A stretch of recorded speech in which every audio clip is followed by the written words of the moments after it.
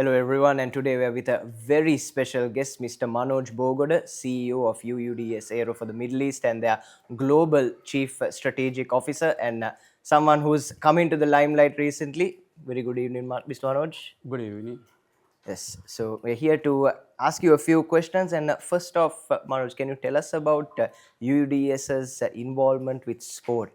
We know UUDS is a global leader in the aerospace industry, but what pushed you to expand into sports, and you're involved in multiple sports? Can you tell us a bit of that Okay. backstory? Thank you so much for this opportunity has been given by Papare.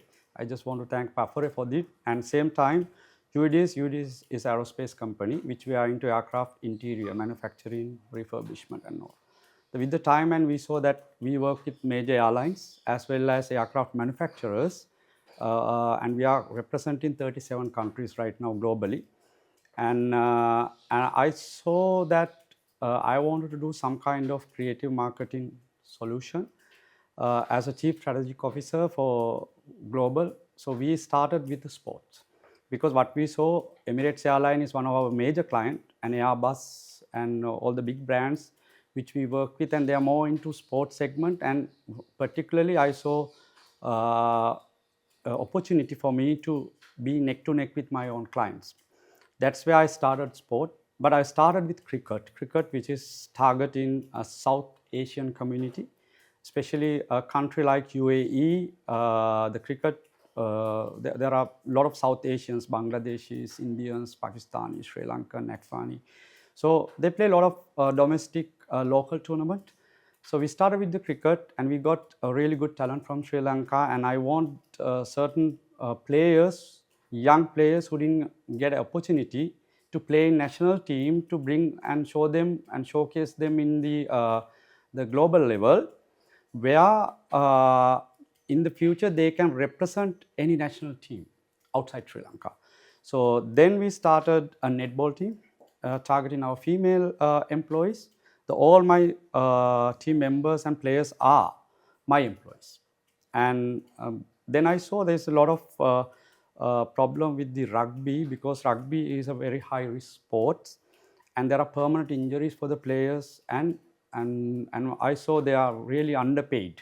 Either they pay during only the season, or their salary is very low. So I created a new program, said that life after rugby. So I wanted to give them a career opportunity where which they can go after rugby when they are physically down, and as a cabin technician. So we designed a diploma program which aligned with 3 European universities to train all these sportmen, sport personnel to be aviation professionals. This is how we started the sport, and I saw from that, because I'm encouraging only team sport in my organization, the reason why I'm building with the sport personnel next generation management in the company, junior managers to team leaders to supervisors, how you work as a pack. So rugby is the best sport, which I thought, like, because you have to work as a one unit. There's no individual players. You can perform, but you cannot be greedy on the ball, right? You have to pass it, and you have to make sure you're crossing the try line.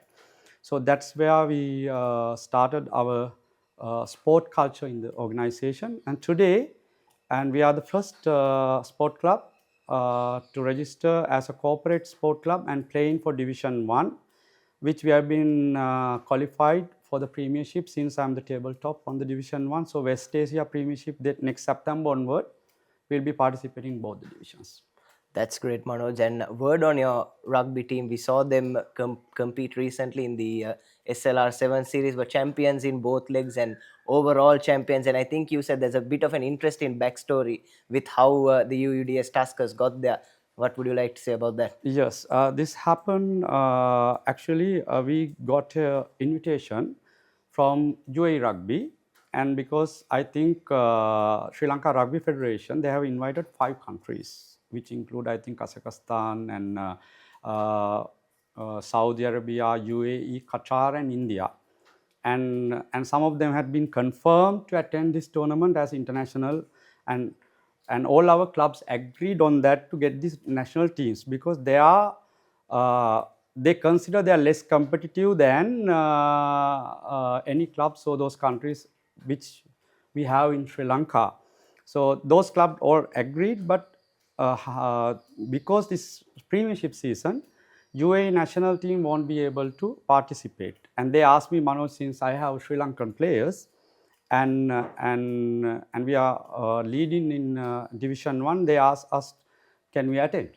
So I said, okay, I confirmed it. I booked tickets, everything much in advance. At last minute, with the regional situation, most of the team withdrew. And finally, I became idle and isolated, and only international team to come and play. I saw there's a little bit of controversy. A lot of people in social media started attacking, saying this is not fair, this and that, because that has to do with Sri Lanka rugby, not us, because we are an invited team. We came here to give them a quality experience with ex-Fijian players and ex-Sri Lankan players and a young talent from Sri Lanka. And you see this trophy and the trophy of player of the tournament, which has been given to Kavindu Costa, never played the sevens in Sri Lanka. And today his physiques and his display, what he has shown today, him and Ranesh Silva, both of them has been selected for national team. And our target is that to get anyhow, give experience for our local players, to remove their fear about these foreign players, and target to get one medal from upcoming Asian Games in September is supposed to help. So this is how I enter to Sri Lanka Sevens, and we won it. And I saw very quality clubs. The players challenge those players. This is what I wanted to see, because our boys are really good in sevens. Our structures are ready for sevens because we are good sprinters. So the speed is there, pace is there, but the power is a little bit lacking of. If you give that right experience, they know how to tackle without getting injured. So I saw that, and I saw that in CH team, I saw that in Navy, CR, all these teams which we face as an opponent. The challenge they have given to all these Fijian players, I'm very proud of Sri Lanka. It's not about this club taking me home, because there is a local championship there. So CR became a local champion, CH became a runner-up of the local championship. And I think people should take this as a positive sign. Experience matter, we can contest within the country, but you gain nothing from that, you know. And I remember in the past when Nama Rajapaksa was a sport minister, the Carlton Sevens, they brought a lot of foreign players. That was a golden era of Sri Lanka rugby, because we compete even, and we defeated Georgia national team in 15-a-side. Why? Because those players got a lot of experience to play with these foreign players. And this is the summary of the Sri Lanka Sevens and UUDS Tuskers participation on.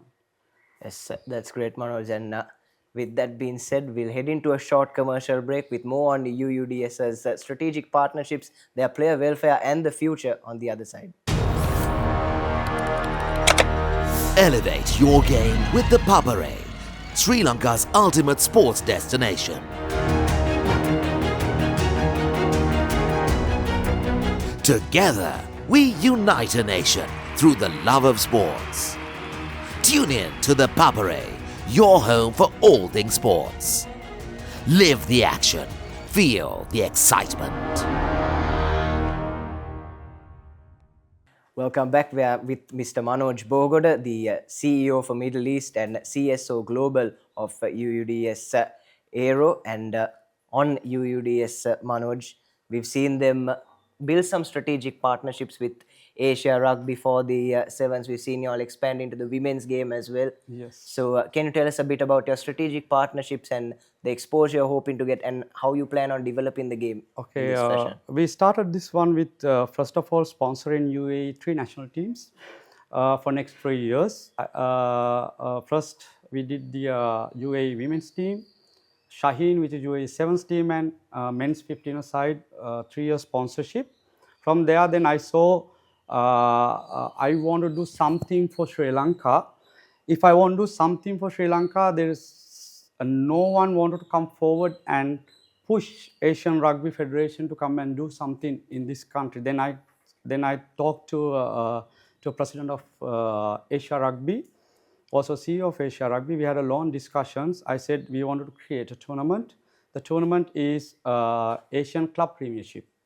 Basically, all the top level clubs from 12 major countries will come and compete in one venue.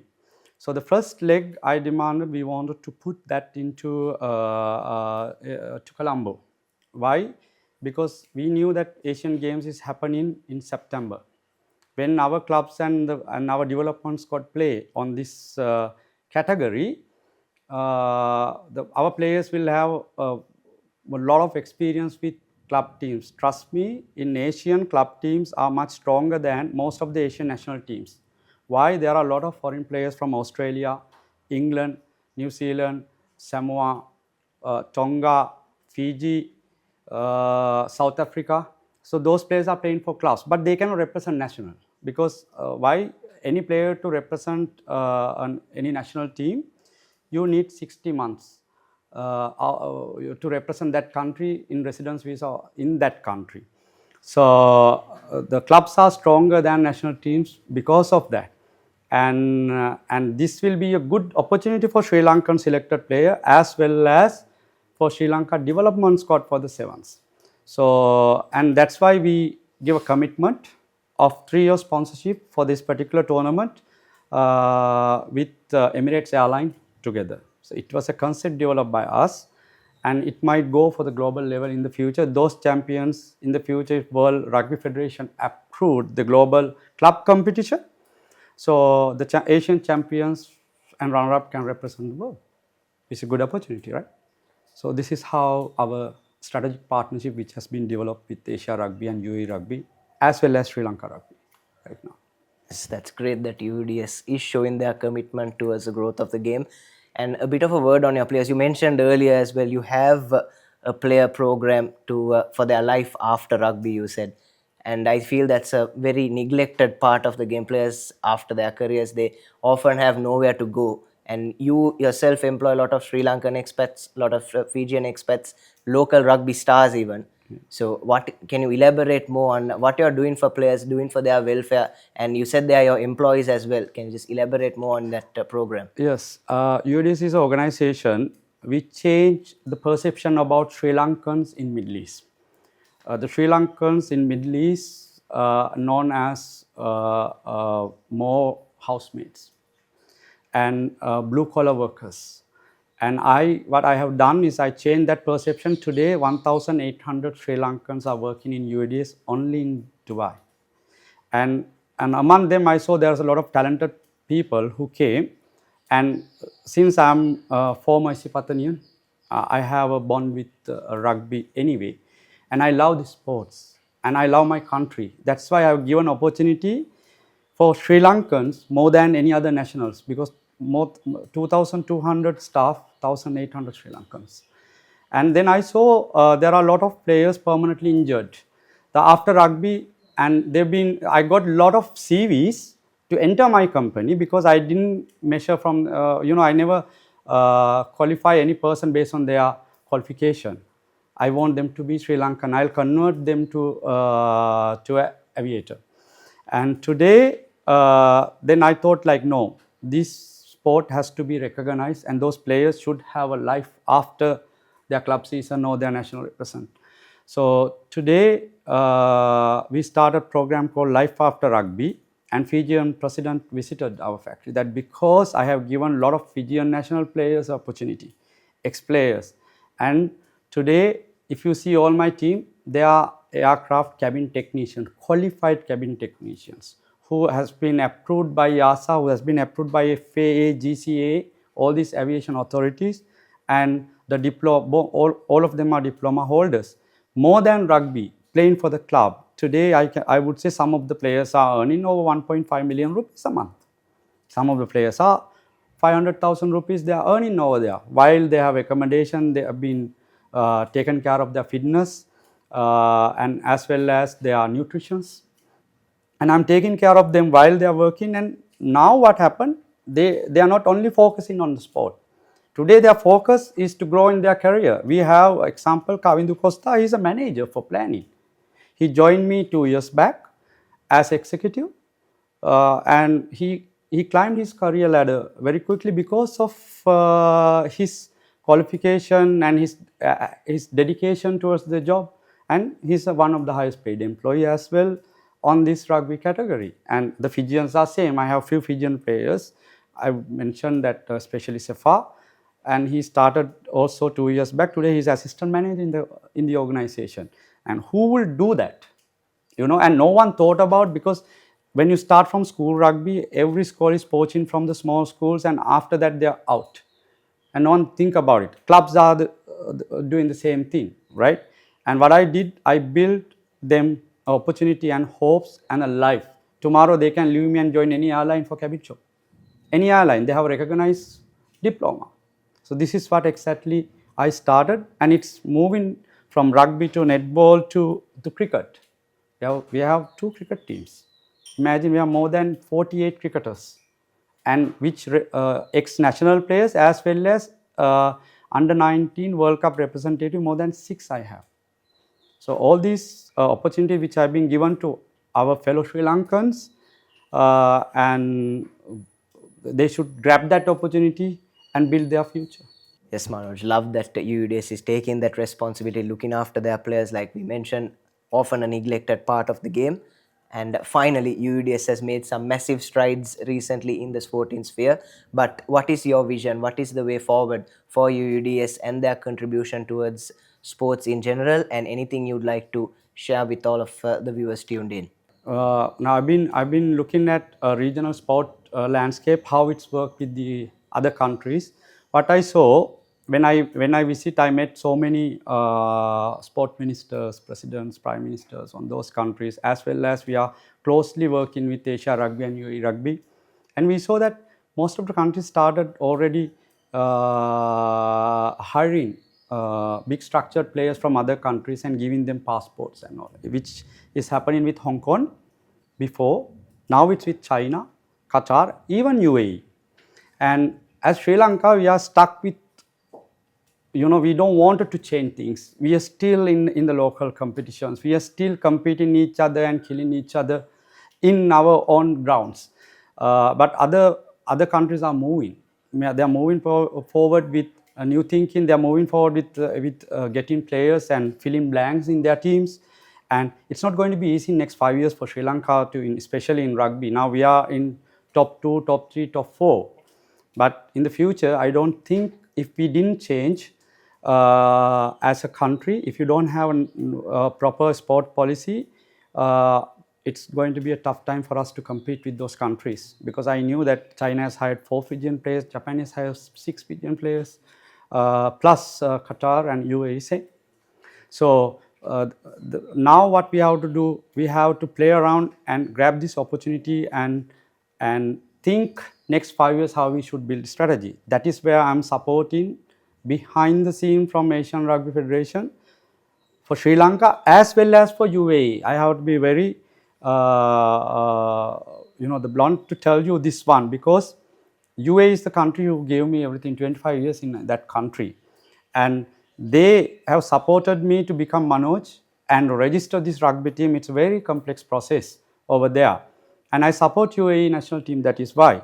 And they have a long-term plan for this, and this plan we should follow. I'm always talking to Sri Lanka Rugby. Also, I'm telling them, guys, you have to change. So our strategy in the future, keep doing the good work and keep sponsoring the level we can. And also same time, I wanted to thank for certain team owners who has done a tremendous job in past few years, especially for Candy team ownership, Mr. Malik Samaravikrama and Sri Lions, Mr. Kalum, and they try on their level to build the team, and they have done a lot of jobs for the for taking care of players, and we need to do that more often. And every single club support their players. Every single club should think about, even national team should now think to give a good salaries for the players to retain players over here.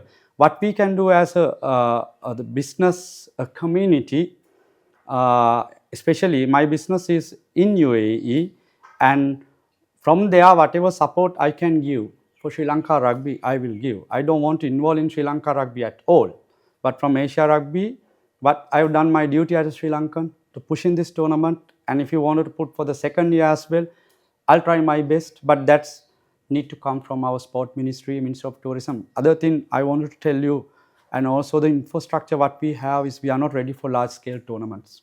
Why? Because we have individual grounds which is in different locations. To hold in a tournament like a large scale, you need to have at least 2-3 grounds together and create a complete sport festival, rugby festival. This is what I'm going to bring in July with Asia Rugby, with this the combining Royal Complex and race course together, and I wanted to bring also 4-5 schools where our school players can get that experience within this competition as well.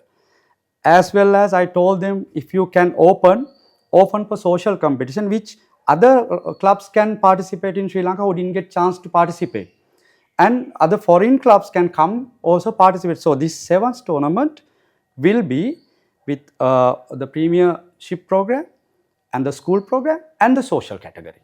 Later we can go for vet category. Right now we don't have veterans, but all over world that veterans teams also there. It's 7s, they play 10s most of the times with their age over 40 teams. So our plan is to keep supporting for all the sport, not only rugby, at my level, and give opportunity for any Sri Lankan who wanted to come and join with me, or the sport person who want to come and join with me and build their career as well as their sporting career. And this is what I want to do in next 2-3 years. And finally, anything you'd like to share with the viewers tuned in? Yeah, I wanted to share few things, guys. Like social media is there for us to give a positive messages. Social media, people who's giving comment and their opinions, good thing. But some people, I would like to ask, what have you done for your country? What have you done for the sports? You can be a sport person after you left. You can, if you are not be in administration panels and you haven't done anything to bring either sponsorships or the support the sports, and anyone can give any type of opinion when they are not in control or not involved on that. But as soon as you come to management, then you guys come to management and support, and then you'll understand how many hurdles people has, which is right now in the politics also same, which is right now in the sports also same. The country cannot control through, the sport cannot develop through social media. But you have to see the bigger picture, strategic plan. We don't want to follow instant thing. Better you put 2-year, 3-year, 5-year strategy, and beyond that, and let's execute that strategy, then you can get too many medals. And thank you so much for this opportunity. Yes. Thank you, Manoj, for your time. That was Mr. Manoj Bogoda, CSO Global and CEO of the Middle East for UUDS Aero, sharing his thoughts with us, Sri Lanka's #1 sports channel, the Papare. Once again, Manoj, thank you for your time. It was an absolute pleasure to have you and hope to see you soon. Thank you so much.